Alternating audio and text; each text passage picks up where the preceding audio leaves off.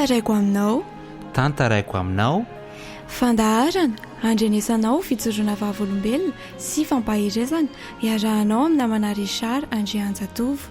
Arahinao isan'andro eto amin'ny Hope Fair Radio. Tantaraiko aminao.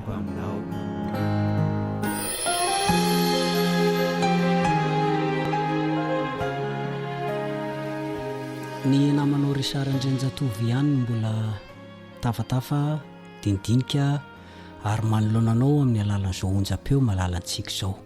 Miarabanao namako ary manasanao mba ngilatsofina atrany hivavaka isika.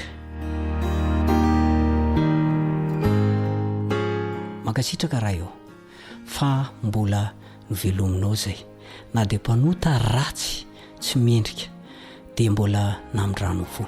Ny famindram-ponao tokoa no tsy nalandritranay ka dia sorona be dia be ary mamela ny eloko hoe tamin'ny rehetra izay tsy natanteraka teo anatrehanao. Idinidinika makasika ny teninao zay amin'ity ity oka mba mifanahinao no ampianatra anay ary ampitoetra ny teny ao am-ponay. Mitahianao nyity namako ity noho ny anaran'i Jesosy no angatana izany. Amen.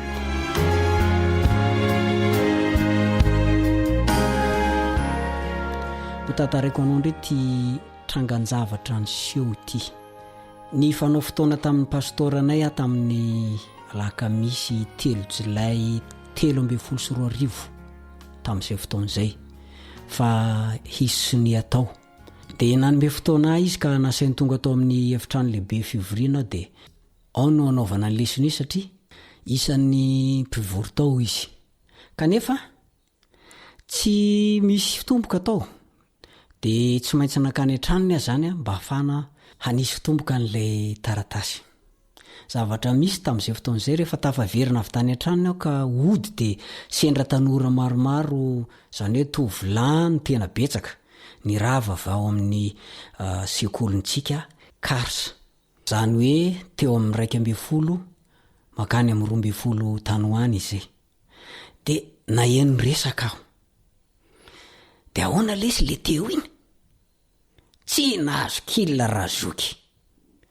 Nananteny izy fa namafy ny pokona kanto tsy nisy na dia ray aza. Na ngila tsofina. Dia nisy anankiray ny teny hoe ny anandrely ity dia nampime le mpampianatra nanontany hoe iza ny nanova ny sabata ao alahady. Nanantena azo kila no anazy izy nefa tsy nisy na dia ray akory aza. Nananteny izy fa iteny ny mpianatra hoe ny fiangonana zao hoe ankona ny fimezana izy mianakavy.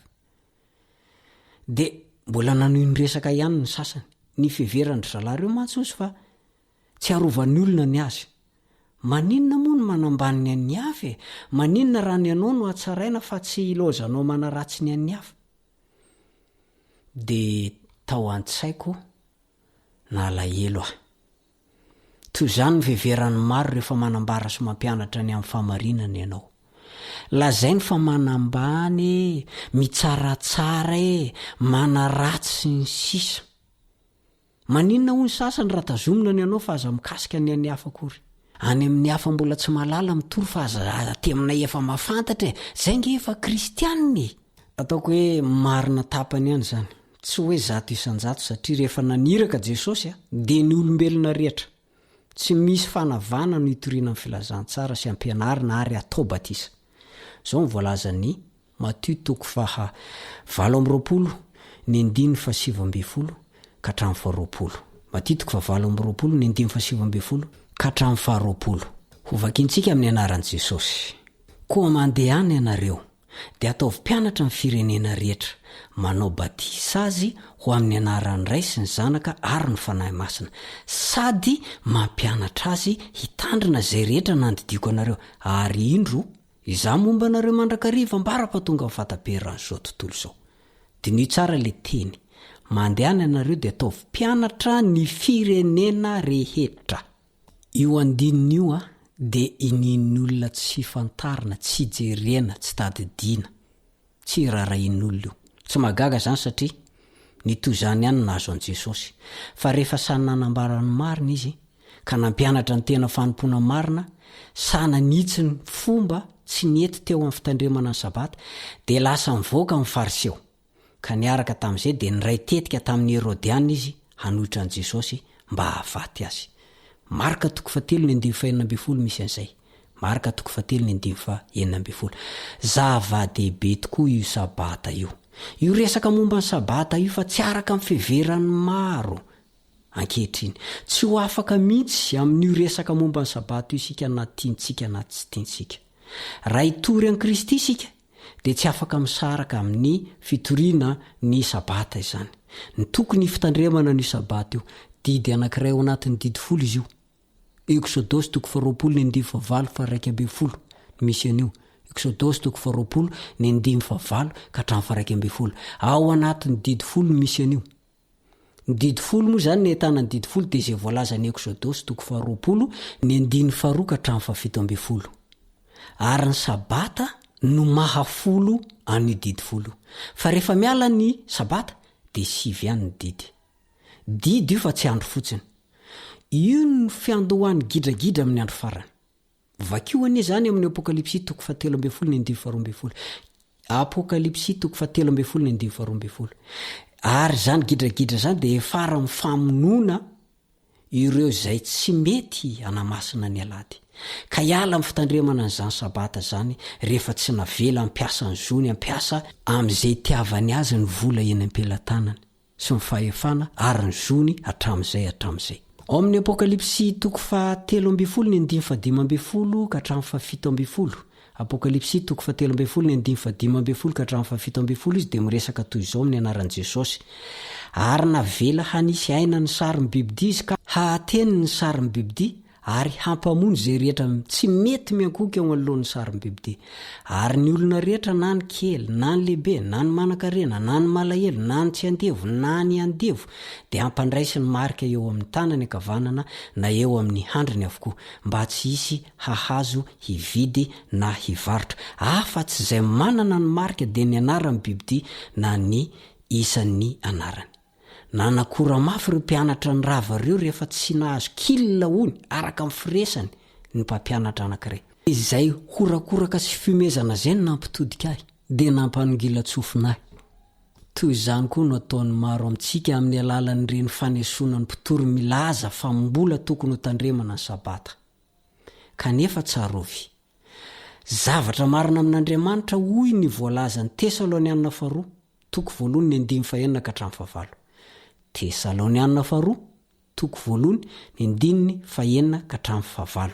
Zavatra marina amin'Andriamanitra ny amaly ny fahoriana zay mampahory anareo ary ny anome fitsarana anareo zay ampahoriana kosa mba amin'ny tenanay. Raha iseho Jesosy Tompo avy any an-danitra mba amin'ny anjely ny heriny amin'ny afo midedadeda amaly zay tsy mahalala an'Andriamanitra sy zay tsy manaiky ny filazantsarany Jesosy Tompontsika. Kely ihany ny fanesona sy ny fanilikiliana ary ny fampijaliana miatra aminao io ary tsy misy dikany akory zany fandozan'ny olona antsika zany raha mitamin'ny valinasa ratsin'izy ireo rehefa ho avy Jesosy. Tsy misy dikany zany hoe ho arin'ny ty sy ho arin'ny ery zany. Raha ohatra ka ampitaina amin'le fiainana mandrakizay sy efa homaniny Jesosy ho anao, raha ohatra ka mitoetra tsara ianao. Andro mbola mety zao. Andro mbola tsara zao mba tsy hanginana. Asan'ny ratoavo ny fanilo dia ny tenin'Andriamanitra zany.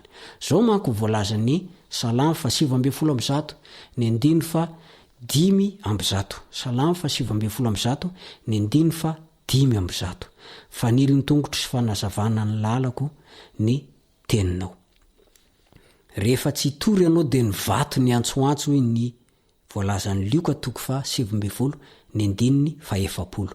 Lioka 7:10, ny 5:7. Eken'ny fiangonana sy ny kristianina moderna ankehitriny ny didy 7. Fa isabata mahafeno azy ho folo io lavy ny tanteraka, hitadiavany fialan-tsiny ny tsy tokony hitandremana azy intsony. Efa voalaza ara-paminaniana ne zany e. Ahoana kay voalaza ny Timoty 2 (4:7, ny 2:2). Timoty 2 (4:7, ny 2:2). Tsy hanaja zay masina ny olona amin'ny andro farany. Masina izany sabata zany. Isan'ny zavatra masina toy ny fanambadiana, toy ny tenantsika zay naorin'Andriamanitra tany Edena izany sabata zany. Ezany Satana ravana avokoa lotona avokoa amin'izao andro farana izao izay rehetra masina indrindra fa ny masina ho an' Jehova ezany satana lotona avokoa zany potena tsinitsiniavina ary lasa manaraka azy mipivavaka be deaibe amin'izao fotoana izao ekeny rehetra fa masina ny fanambadiana ary ny tena dia tokony ho karakaraina fatratra fa ny sabata kosa dia tadiaviny fialantsiny sabata kosa dia tena zay mahatonga azy hoe fahamarinana kehitriny fahamarinana amin'izao androntsika izao tokony ho toriana io ary tsy tokony kosomaso mihitsy mipitandrina ny sabata ny mpitory ny sabata ny baiboly dia miteny amiko sy aminao anio ho any amin'ny zanaka mafiandrina sy madio-po no anarako anao ary anao aminy hoe izao ny lajain'i Jehova tompo ary na eno izy na tsy eno fa taranaka maditra izy dia ho fantany fa efa nisy mpaminany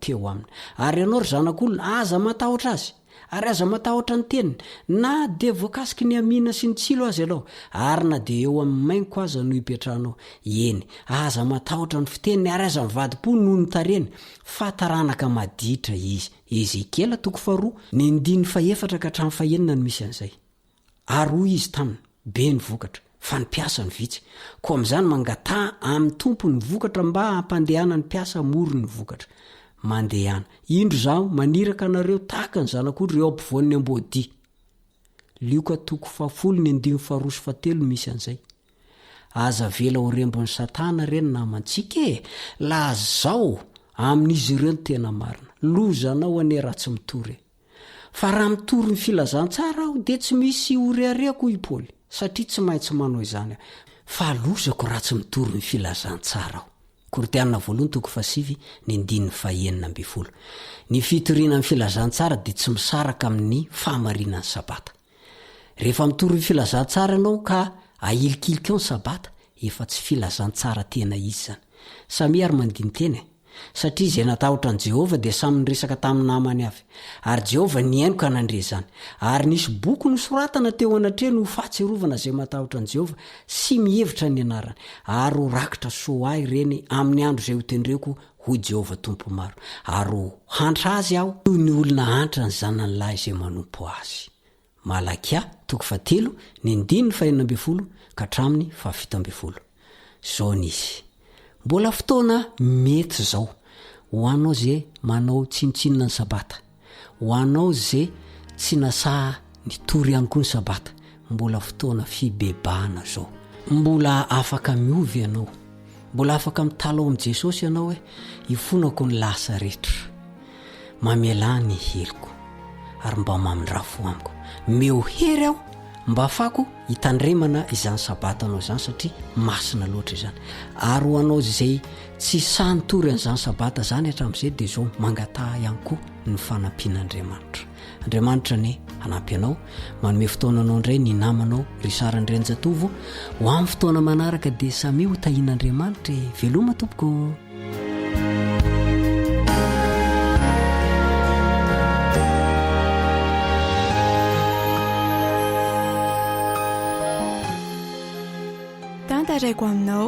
tantaraiko aminao fandaharana andrenesanao fitsoroana vavolombelona sy fampahirezana iarahanao amin'ny namana Richard Andrianjatovo arahinao isan'andro eto amin'ny Hope Radio tantaraiko aminao